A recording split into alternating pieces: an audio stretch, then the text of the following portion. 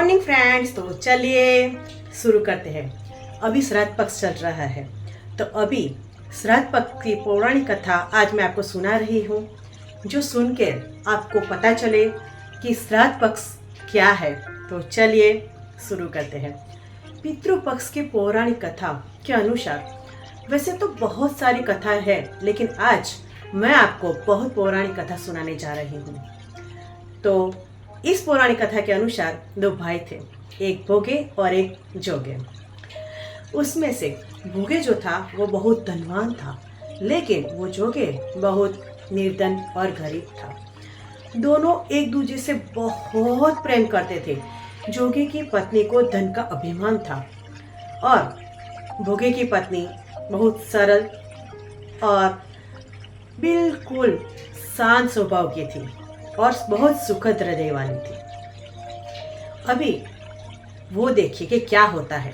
अब पितृपक्ष आने पर जोगे की पत्नी ने उसे पितरों की श्राद्ध करने के लिए कहा, लेकिन जोगे इसे व्यर्थ का कार्य समझकर उसको टाल देता है और उसकी निंदा चेष्टा भी करता है। मगर उसकी पत्नी समझती थी कि यदि वो ऐसा करेगी और श्राद्ध पक्ष में श्राद्ध नहीं करेगी तो लोग बातें बताएंगे। फिर उसे अपने मायके वाले को भी दावत पर बुलाना था ना, और अपनी शान भी दिखानी थी अमीरी की। तो उसको लग रहा था कि एक उत्सव है, और वो इसके जरिए उनके हस्बैंड को बोली कि आप मेरी परेशानी की वजह से आप ऐसा कह रहे हैं, लेकिन आप इतना समझ लीजिए कि इसमें मुझे कोई परेशान नहीं होगी। मैं काम करूंगी, मैं भोगे को पत्नी को बुला लूंगी मेरी मदद के लिए, दोनों मिलकर हम सारा काम अच्छे से कर लेंगे। फिर उसने जोगे को अपने पियर न्योता देने के लिए भेज दिया कि सब लोगों को हमारे यहाँ श्राद्ध पक्ष में आए, उनको आप आमंत्रण दे के आओ।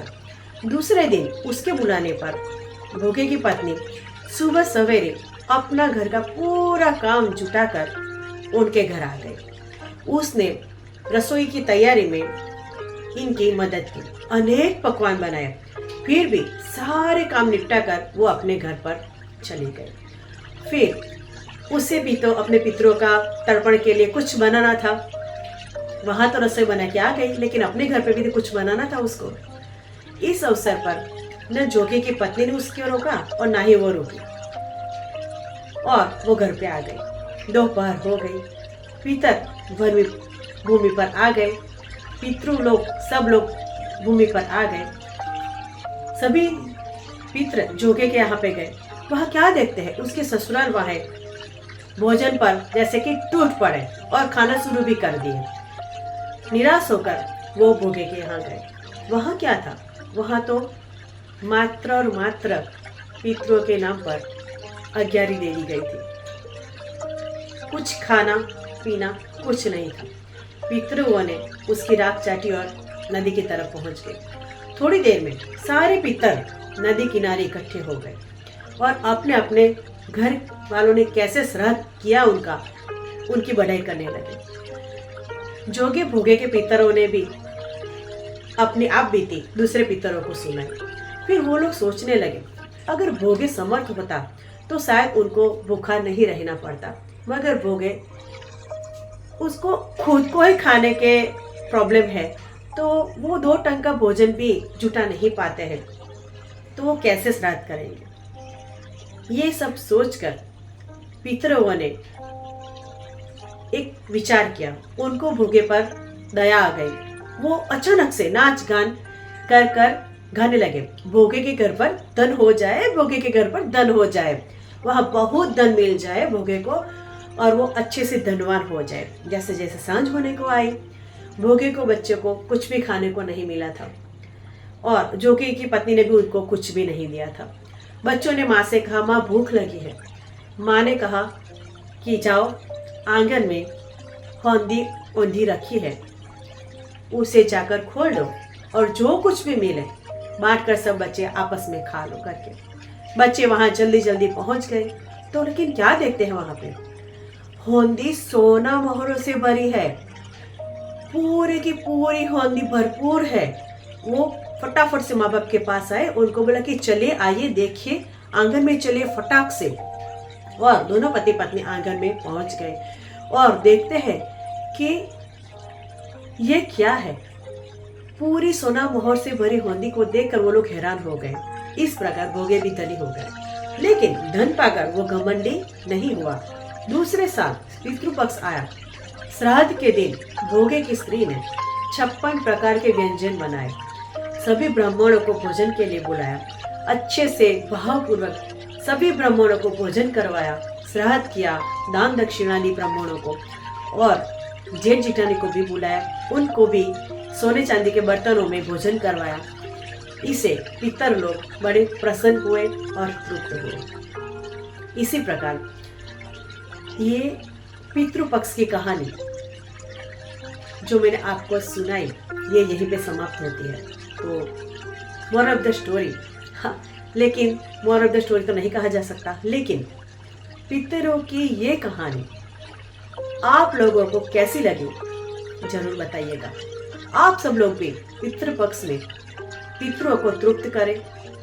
उनकी पूजा विधि ऐसे नहीं की जा सकती, लेकिन श्राद्ध करके ब्राह्मणों को दान दक्षिणा देके ये श्राद्ध पक्ष में पितरों को उनकी आत्मा को तृप्त किया जाता है। माना जाता है कि 16 दिन का पितृपक्ष होता है।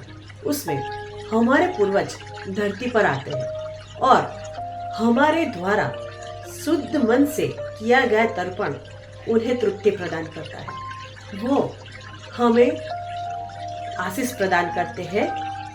तो उनके श्राद्ध पक्ष में तर्पण विधि में हमें कभी भी चूक नहीं करनी चाहिए। उनको जल अर्पण करना चाहिए और ब्राह्मणों को भोजन करवाना चाहिए। भोजन करवाने के बाद दान दक्षिणा देनी चाहिए और गाय कुत्ते के लिए भी भोजन करवाना चाहिए। श्राद्ध में गंगाजल, दूध और शहद, तिल, इन सब से